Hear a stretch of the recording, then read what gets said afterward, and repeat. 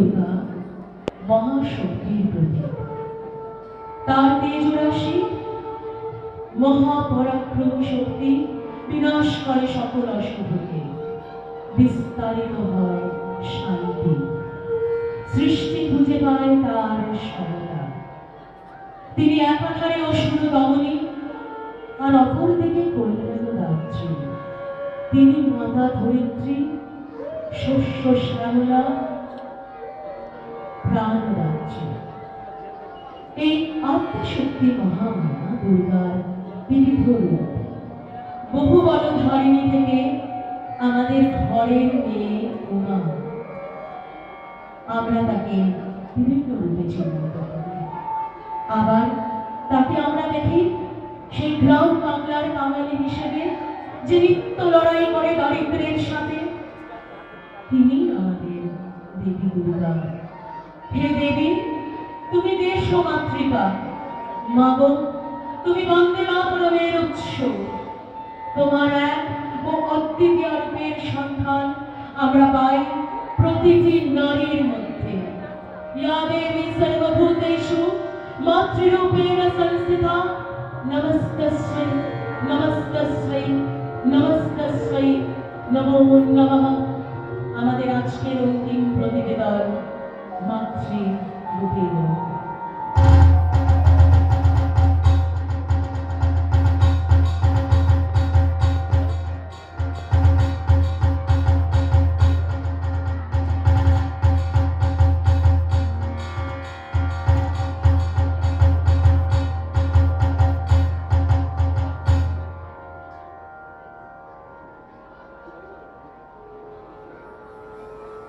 দেবী দুর্গা মহিষাসুরের দুর্বিষহ অত্যাচারে কুপিত, দুষ্ট ব্রহ্মা বিষ্ণু মহেশ্বরের অন্তঃপ্রধানে জন্ম অজন সমতা, নিরূপণ সংহার শক্তি, পুঞ্জীভূত আধার মহিষাসুর দলনে দেবী দুর্গা। সমস্ত দেবতাদের অস্ত্রে সজ্জিত হয়ে দশভুজা দুর্গা জন্মমাত্রই বিশ্বত্রাস মহিষাসুরের সঙ্গে ভয়ানক যুদ্ধে লিপ্ত হন এবং অচিরেই অসুর রাজকে পরাস্ত করে তাকে নিধন করেন সিংহবাহিনী অলক সামান্না রূপের অধিকারিণী দেবী স্বর্গলোকে ধন্য ধন্য রমতে।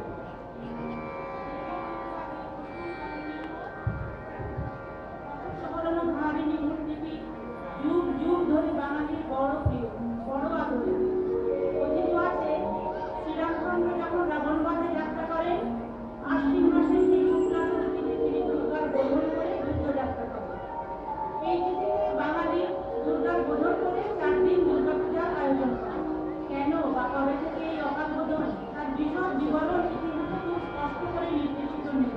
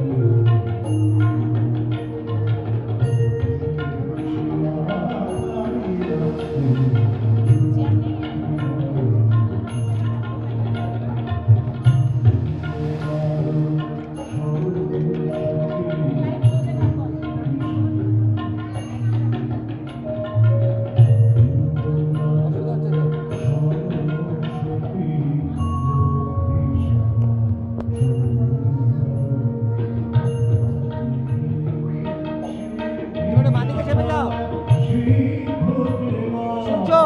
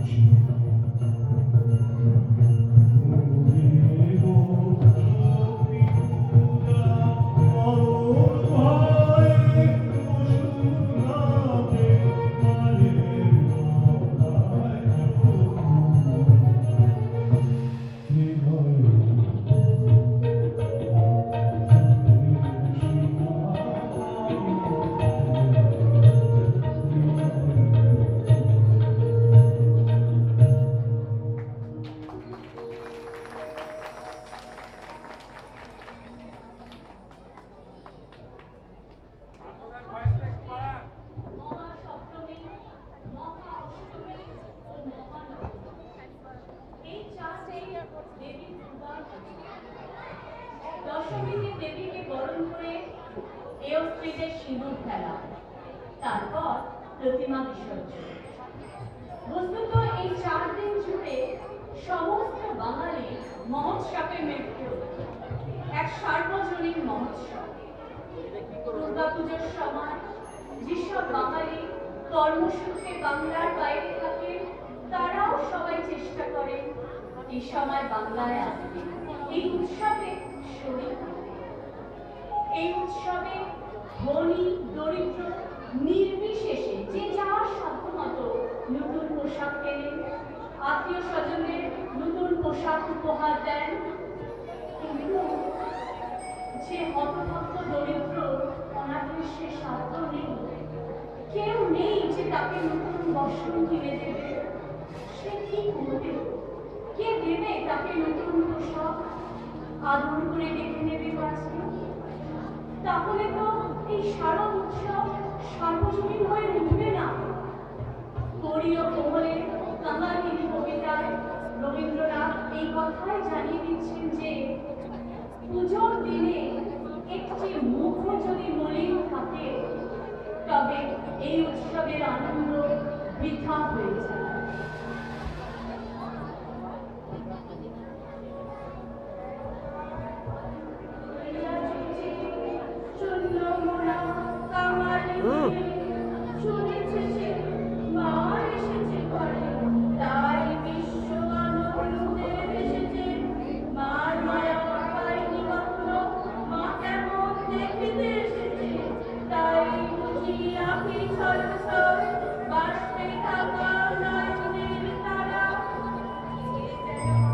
শুনছো? তুমি একটুখানি বাদিকটা যাও।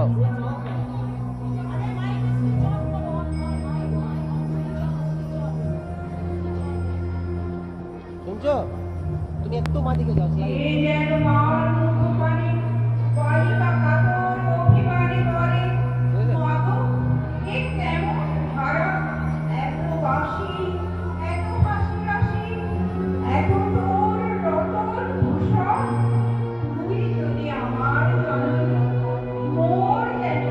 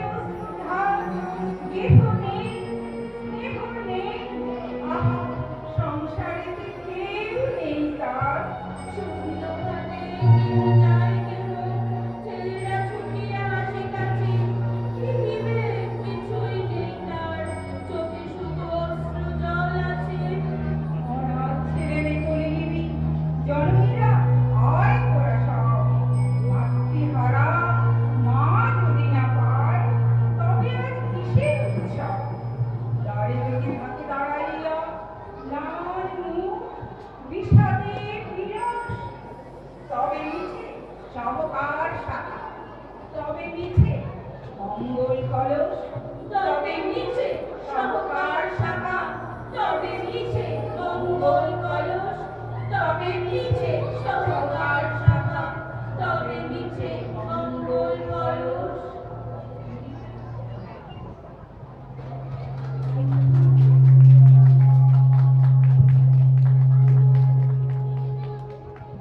রবীন্দ্রনাথের অনেক পরে রবীন্দ্রনাথ যুগের অন্যতম শ্রেষ্ঠ সঙ্গীতকার ফণীন্দ্রনাথের গানেও আমরা সেই একই অনুভব, একই অনুভূতি শুনতে পাই। একটি শিশুর মনের ঐকান্তিক ইচ্ছা।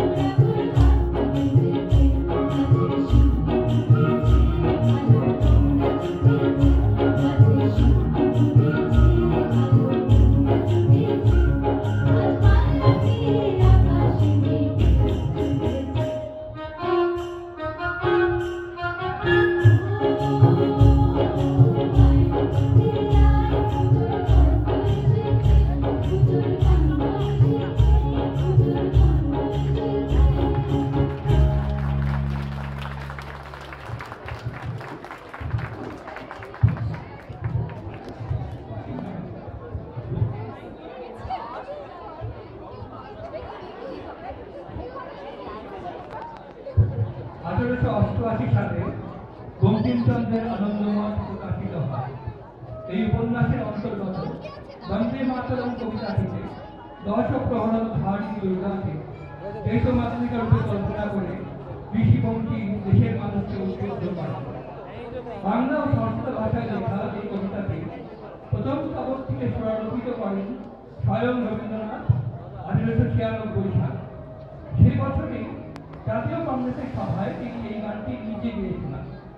অচিরেই গানটি স্বাধীনতা সংগ্রামীদের কাছে সাদরে গ্রহণীয় হয়। মন্ত্রের মতো গানটি সারা দেশে